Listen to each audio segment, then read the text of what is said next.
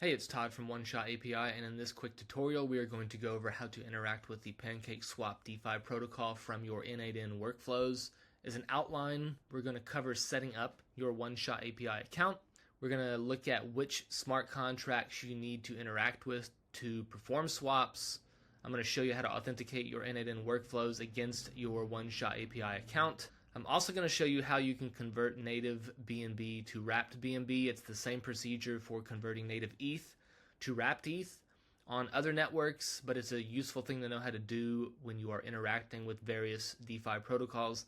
And then lastly, I'm going to show you how to get a quote and then use that quote to perform a safe swap with the PancakeSwap protocol. So with that outline, let's come back to oneshotapi.com. and log in, create a free account if you don't have one already. And before we start importing smart contracts that we're going to use in our workflow, let's first come to wallets, and we need a wallet to submit our transactions on our behalf. And I'm going to be doing this tutorial on the BNB Smart Chain. It would be the same procedure with just different smart contract addresses on other networks, but everything I'm going to show you on Binance is applicable to other networks. So let's start by hitting create a new wallet, give it a name and a description, scroll down, hit Binance mainnet, and then hit confirm. This will provision you a Binance mainnet server wallet. Be sure to put a little bit of BNB into that address.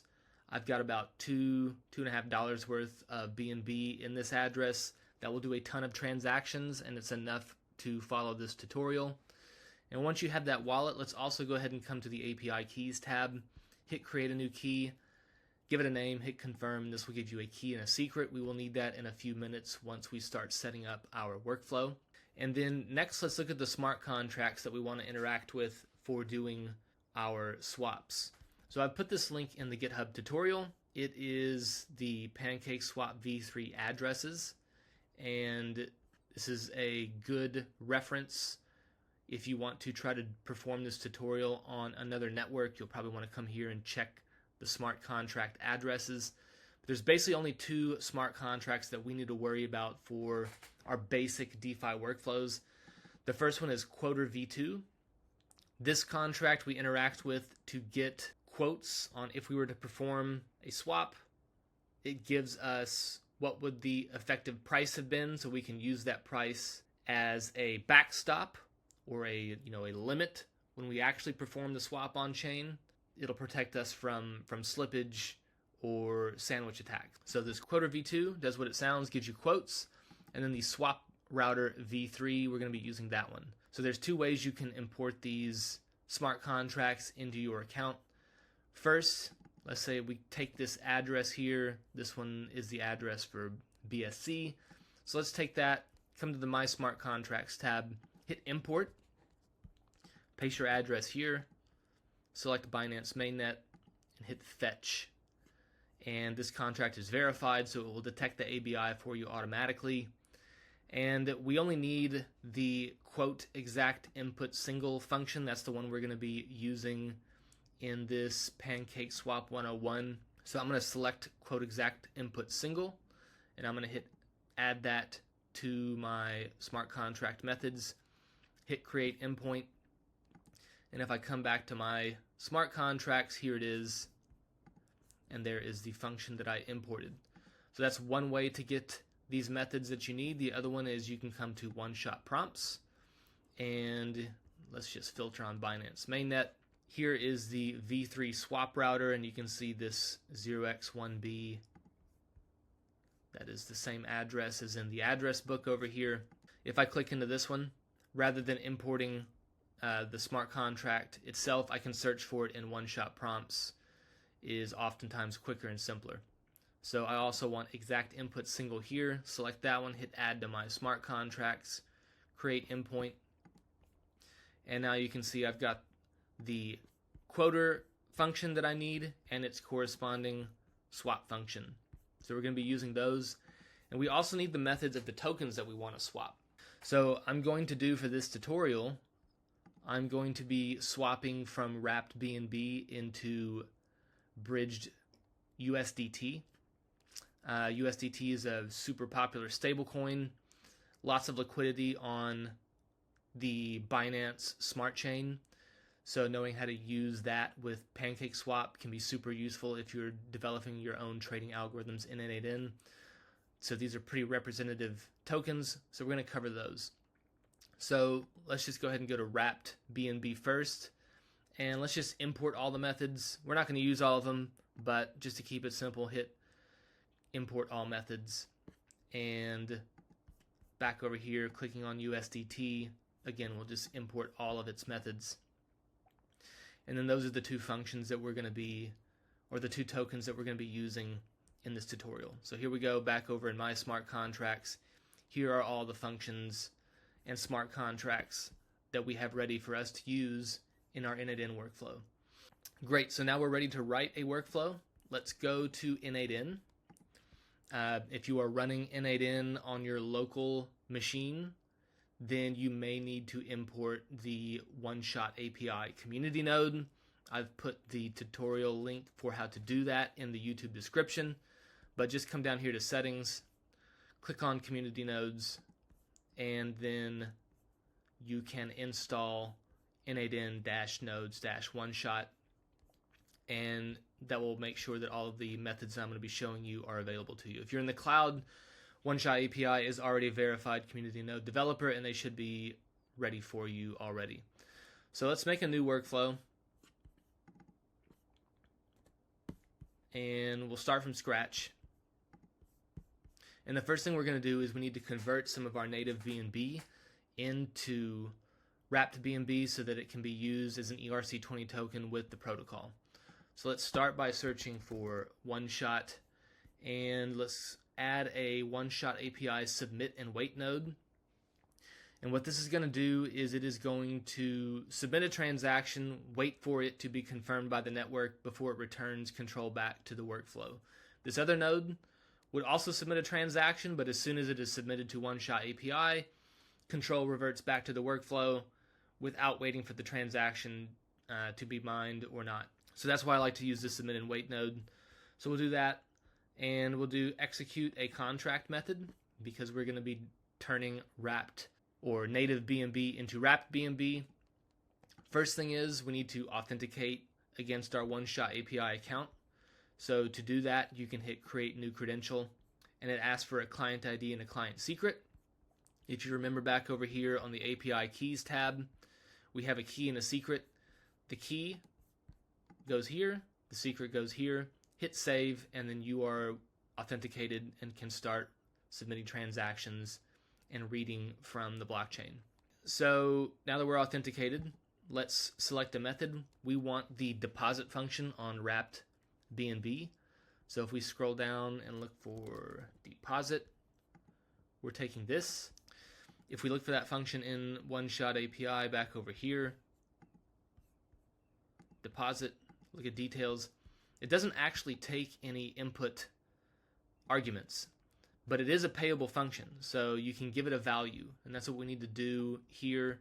We're not going to give it any parameters, but we are going to pass it a value, and we're going to give it just a little bit of BNB. We don't need very much to get the point across, so we'll do like 50 cents worth of BNB. So we're going to pass this value along. Let's go ahead and save it. And before we run this, let's just confirm that we actually don't yet have any wrapped BNB, just so you can see that. And to do a read, we'll click on the OneShot API node here, scroll down, and we want to read data from a smart contract function. And if we do balance of, we want the wrapped BNB, and it takes one argument. If we look at the read functions here and go to balance of, it takes an argument of owner. So we'll say owner, and we need the address. Well, the address is our server wallet. So if I click details here, I can grab the server wallet address there, place it, hit save, and then execute. And you can see the response is 0. So right now I have 0 wrapped BNB in that server wallet.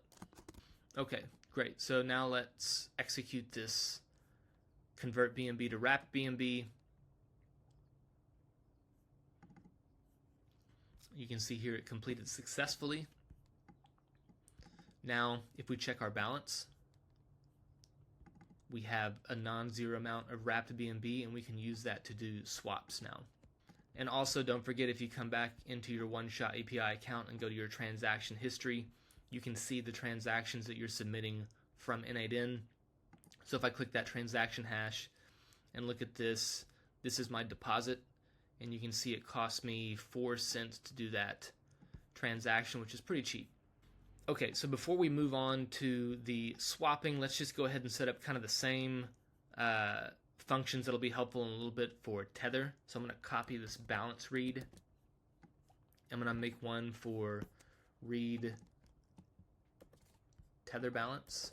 And here, let's search for balance of for USDT and its input argument, just to make sure.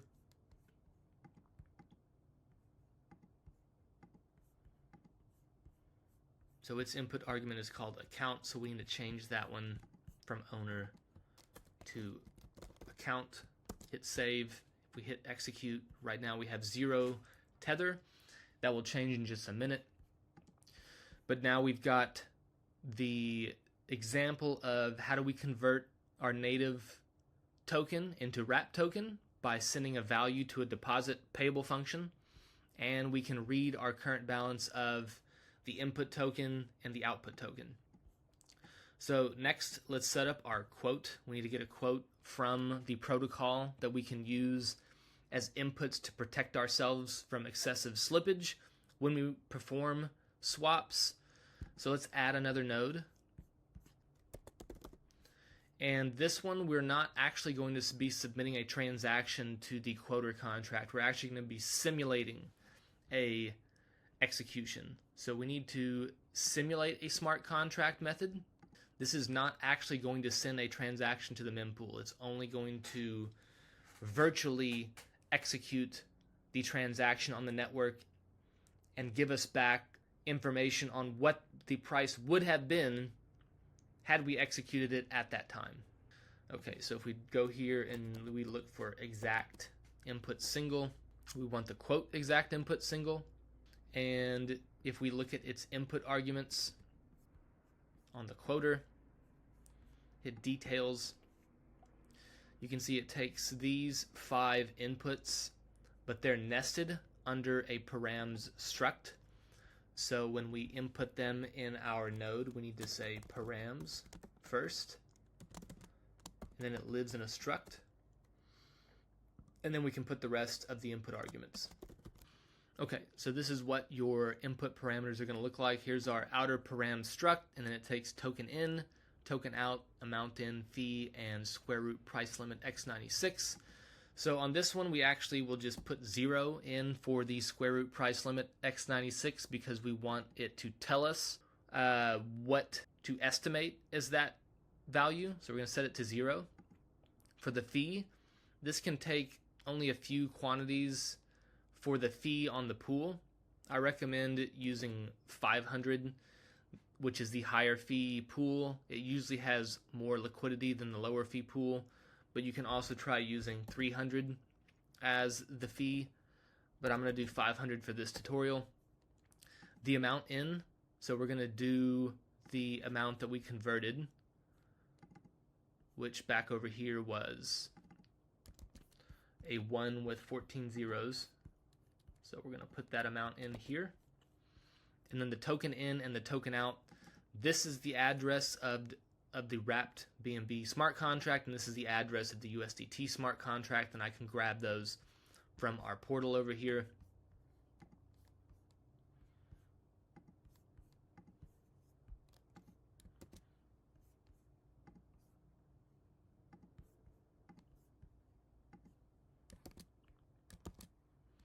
Great. Now if I execute this, you can see here this decoded data. That is the output that we expected to be returned from this quoter contract. So this first one, is the amount of USDT we would have gotten out from this swap. The second one, this is the estimate of the square root price limit. So we're going to use that to protect ourselves on the slippage when we do the swap in just a second. This is the number of price ticks that we crossed in this hypothetical swap. Not super useful for the things that we're doing right now, but sometimes you might want to know how many price ranges you may have crossed in a swap. And then lastly down here, this is your gas estimate. So if you want to be sure that you're setting your gas limit high enough that your transactions won't get rejected, you can use this gas estimation right here. Great. Now with that, we can add a downstream node. This time we're actually going to submit a transaction. And we're going to be doing exact input single. And its input looks similar. If we come back over here and look at the swap router and click on details, again, it has a params struct with a bunch of inputs. Slightly different than the quoter, but mostly the same. So let's go ahead and put these into our workflow node. Okay, so we've got them now. We're going to fill in this square root price limit x96. We're going to use an expression, so toggle this over to expression. And then from our upstream quote node, let's take the decoded data 1 and let's fill it in here. The amount out minimum, we could actually use this decoded data 0, but it's kind of redundant to use that with the square root price, so I'm going to set it to 0 to ignore it. The amount in is going to be the same as the amount in from the previous node.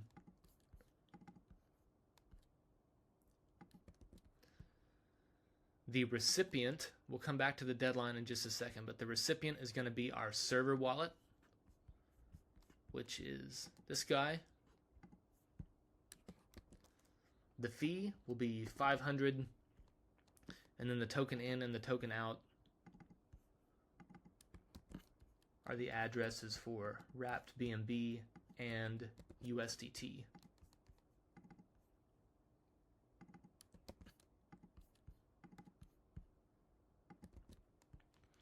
Okay, and so for the last thing here, the deadline, we're going to use an expression.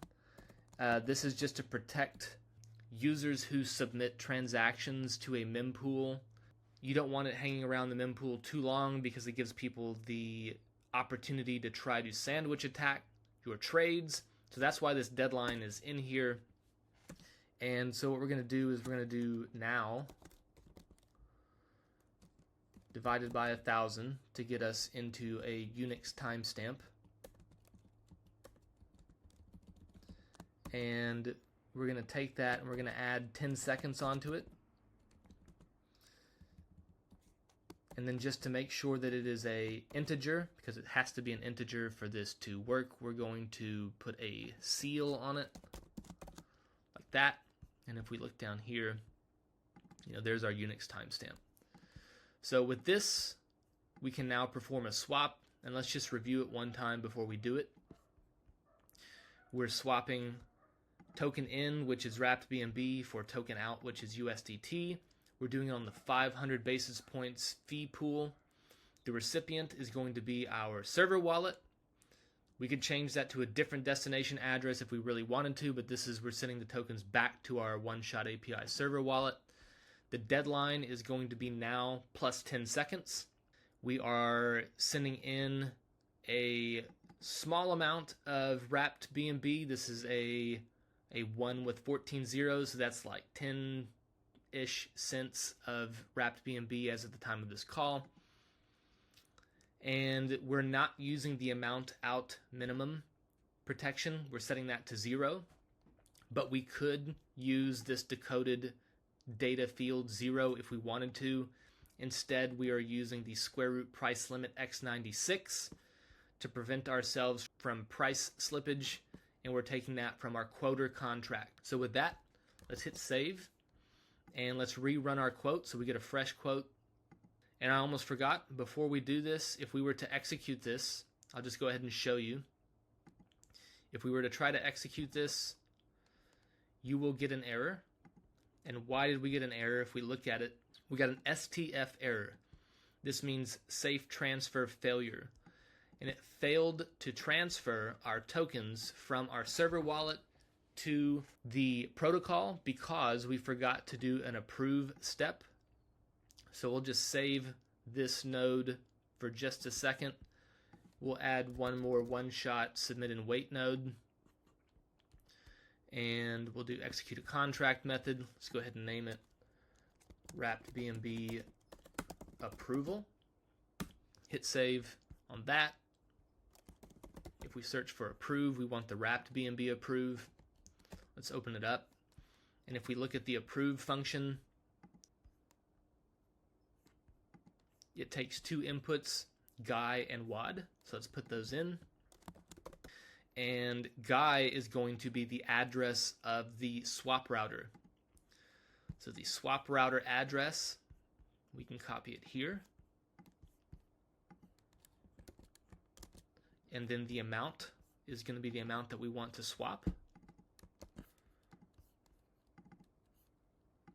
There, hit save. And now we will approve the swap router to pull the funds out of our account in order to perform the swap. So that's the step we missed a minute ago. We'll leave this node completely unchanged. All of its input arguments stay the same. It's just now we have the necessary approval to perform this. So let's go ahead and run this chain again. The first one, the approval. And then we need to edit this.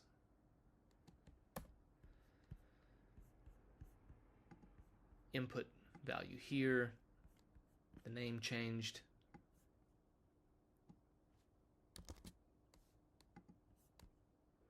If we execute this, there we go. So we have a successful swap from wrapped BNB into USDT. Now if we come up back here, run our balance checks, you can see now we have 0 wrapped BNB. And for USDT, how much did we get? We got just under $1 worth. That's what it looks like. And great. So that shows you all of the components that you need to implement protected swaps in your n8n workflows. Just to recap, we looked at how to convert native BNB into wrapped BNB so that we can use it as an ERC20 token. We also looked at how to get the balance of our token assets in n8n, which is going to be critical for any kind of algorithm you're going to be doing. And then we looked at how to get a quote from the PancakeSwap protocol and then use the output of that quote to perform a protected swap. And don't forget that when you are doing this, you have to do your token approval first before you perform your swap, or you will get an STF error, which stands for safe transfer failure. And if you want to swap back the other direction, so now we have USDT, we want to swap back into wrapped BNB, all you would need to do is swap your token in and token out addresses so that you go from USDT to wrapped BNB. Fee stays the same, recipient stays the same. Your amount in will change based on how much USDT you have, and your square root price limit, again, that's going to change based on the quote. So your quote, again, swap the addresses for the in and out, and that'll let you go back from USDT to wrapped BNB. So hopefully that was helpful for your automation of your DeFi algorithms in n8n. Check out for new tutorials coming from us at oneshotapi.com in the future, and thanks for watching.